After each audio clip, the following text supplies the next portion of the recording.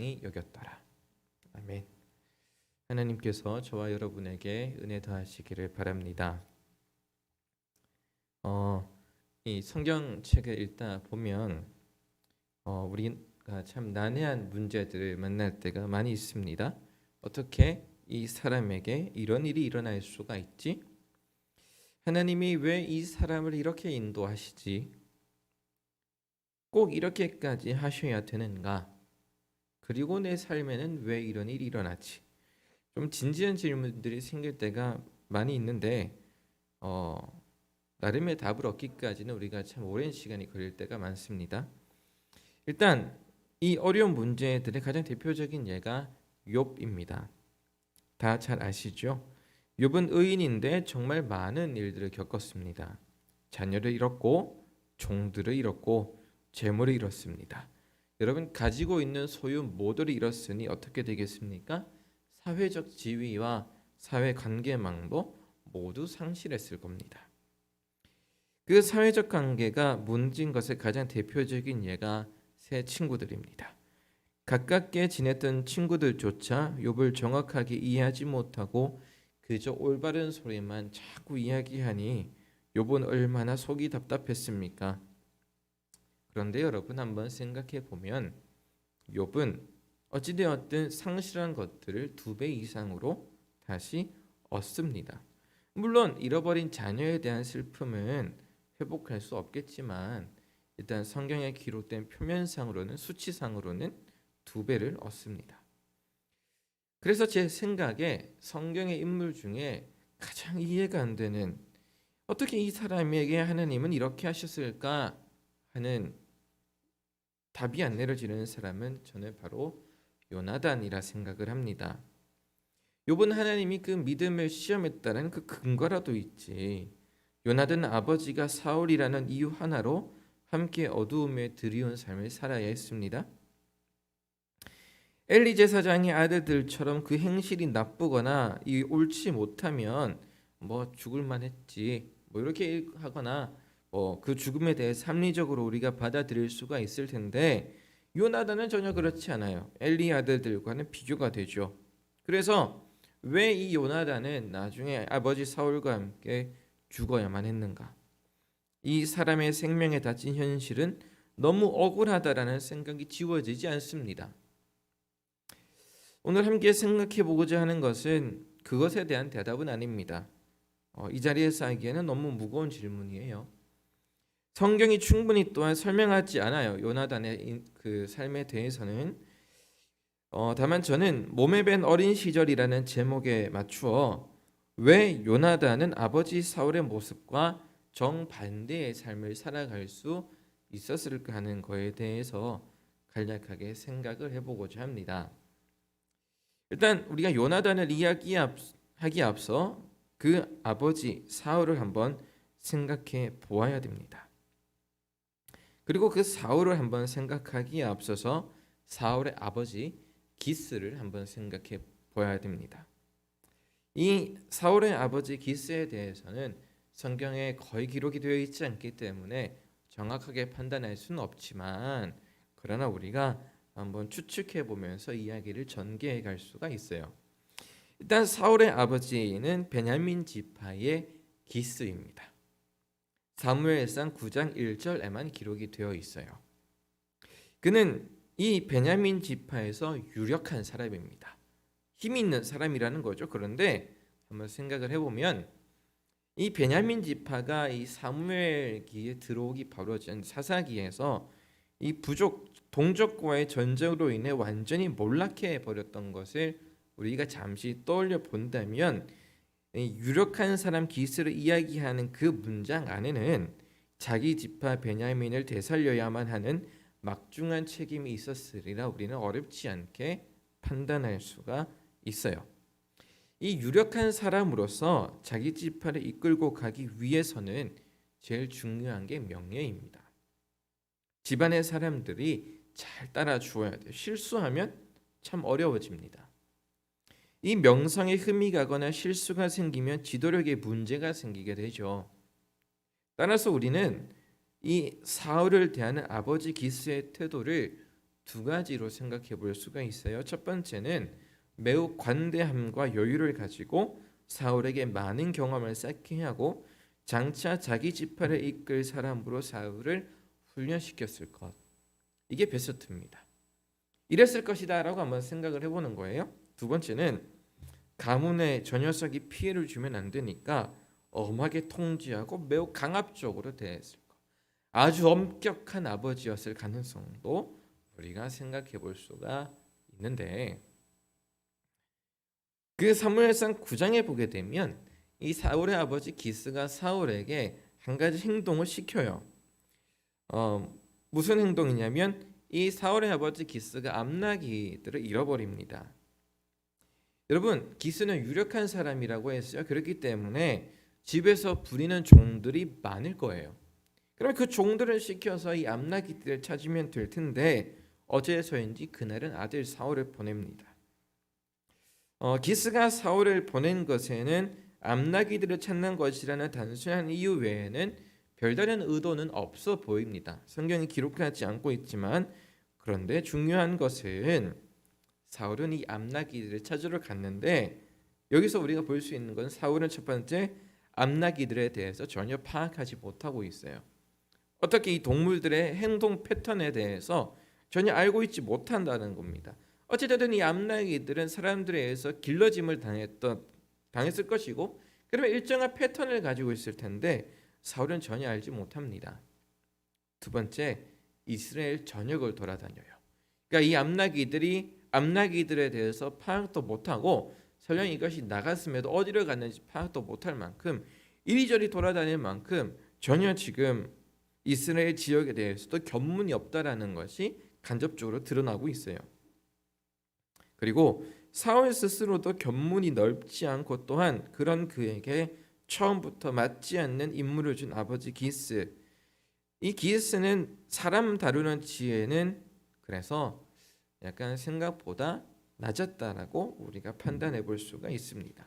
때문에 우리가 사울의 아버지 기스를 판단할 때에 아까 내렸던 두 가지 추측 중에 가장 무게가 실리는 것은 아무래도 기스는 그다지 현명하지는 않은, 다만 힘은 있는 그런 사람이었다라고 우리는 잠시 생각해 볼 수가 있을 것입니다.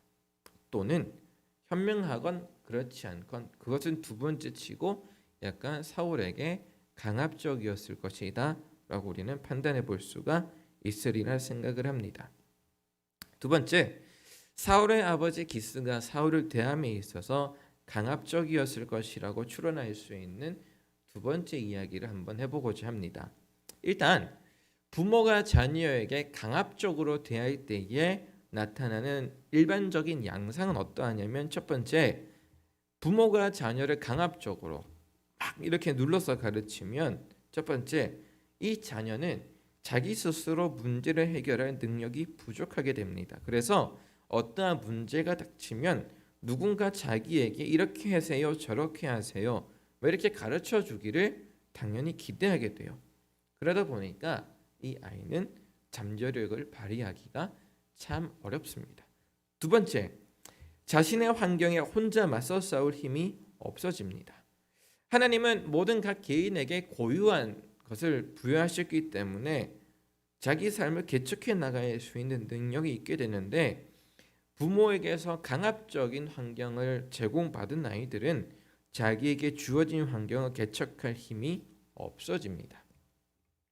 세 번째, 이건 조금 실질적인데, 독서, 책을 읽는 영역에 의해서 독서로 즐거움을 찾거나 지식이 풍부해지는 기쁨을 누리지 못합니다. 왜냐하면 교사와 부모가 이 아이에게 강제적으로 공부를 시키고자 했기 때문에 그래요.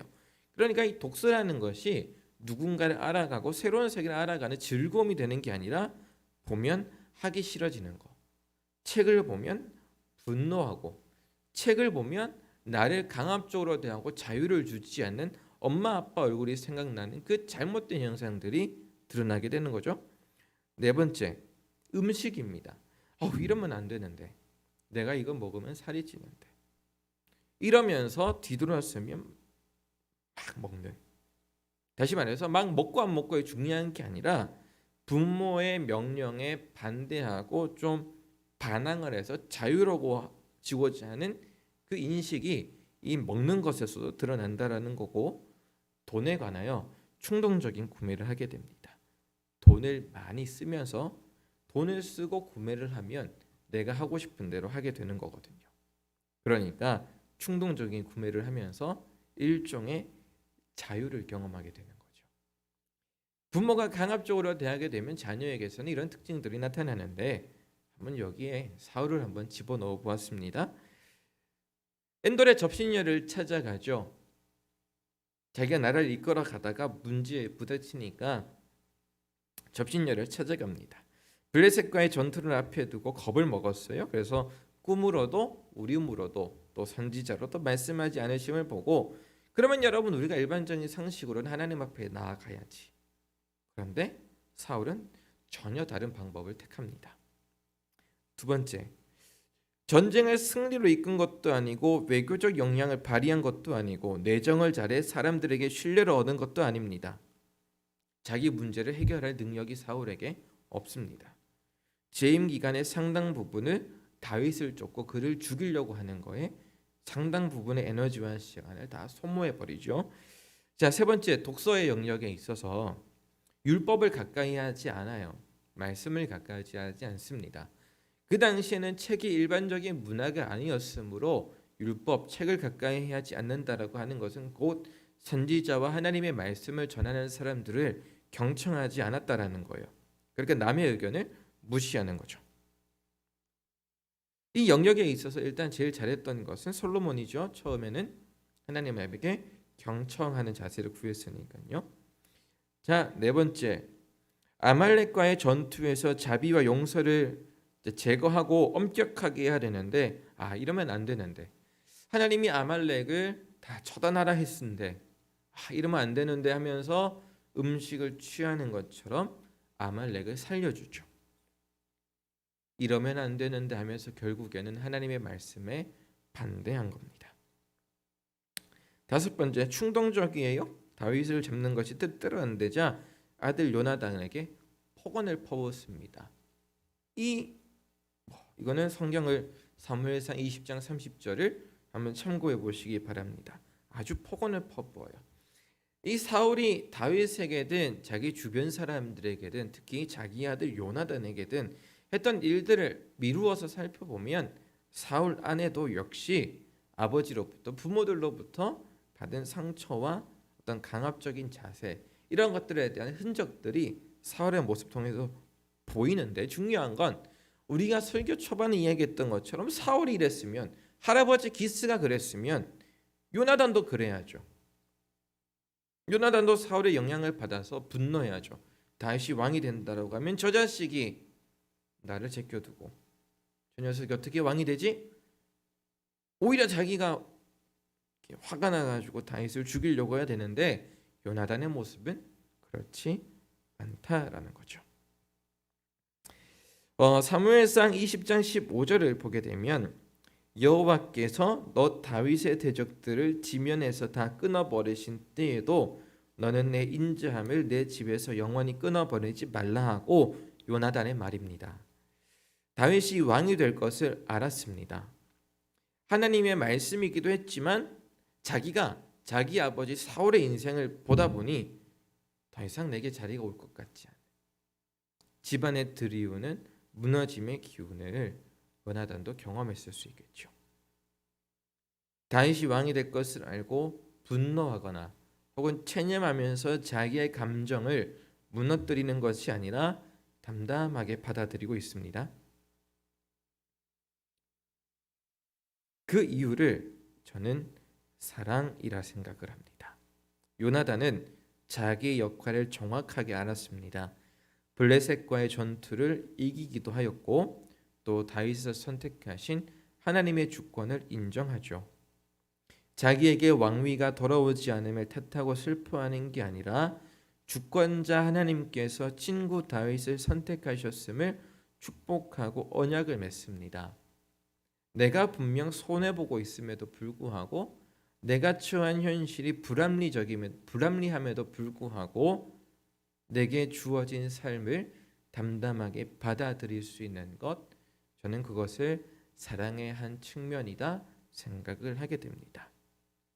그래서 말씀을 마무리하며 이렇게 요약을 한번 해봅니다.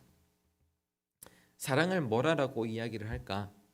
라고 할 때에 일단락 되지 않는 삶을 잠시 담담히 받아들인 채로 자기 삶을 조금 더 걸어가 보는 것, 그것이 사랑이다라고 생각을 합니다. 요나단 자기의 인생은 일단락 되지 않고 나중에 가서야 죽음으로 마무리가 되지만 어쩌면 그것을 요나단은 알고 있었을 수도 있지만 또 예감할 수도 있었겠지만 자기 삶을 감정적으로 체념하거나 분노로 포기하지 않고 다윗이라는 존재를 사랑하고 선택함으로 한 걸음 더 내딛어 보는 것, 그게 요나단이 보여준 사랑입니다. 우리가 사랑이 어디 갔냐고 묻지만 의외로 쉽게 찾아볼 수 있는 것이 바로 우리가 살아가고 있는 세상이라 생각을 합니다. 우리 주님 예수께서 우리를 향하여 사랑하라 말씀하십니다. 그 사랑이 무슨 사랑일까요? 그것은 우리가 밟아온 역사적인 나의 모습과는 별개로 다시 한번 내 주변의 사람들을 선택하고 믿어줄 수 있는 것, 내 삶을 포기하지 않고 분노하거나 혹은 체념하거나 흥분하거나 어떤 그런 감정적인 것에 휘둘리지 않고 다시 한번 내 주변을 선택할 수 있는 것, 내 삶을 선택해서 다시 한번 조금 더 걸어가 볼 수 있는 것, 저는 그것이 사랑이다 생각을 합니다. 내가 내 아내를 사랑하기 때문에, 내가 내 남편을 사랑하기 때문에, 내가 내 아이를 사랑하기 때문에 지금 내가 살아가고 일을 하는 현실이 부조리하고 비겁해 보여도 다시 한번 힘내보는 것, 그것이 우리가 쉽게 경험하는 사랑 아니겠습니까? 그런데 교회도 동일합니다.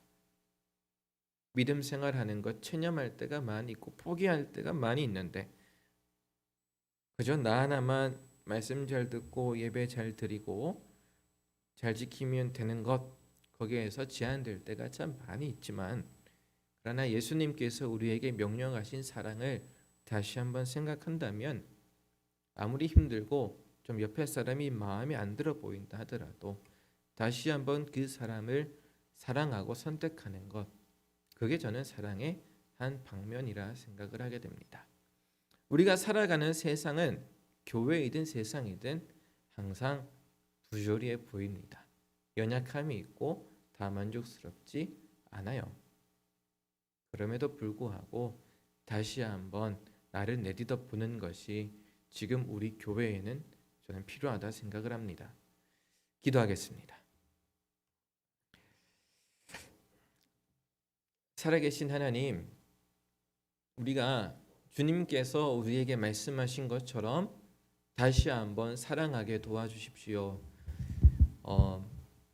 서로의 모습을 보고 있으면 부족함도 또 너무 기쁜 것도 여러 가지 마음이 들 수 있지만 하나님, 오늘도 우리가 더 사랑할 수 있기 원합니다.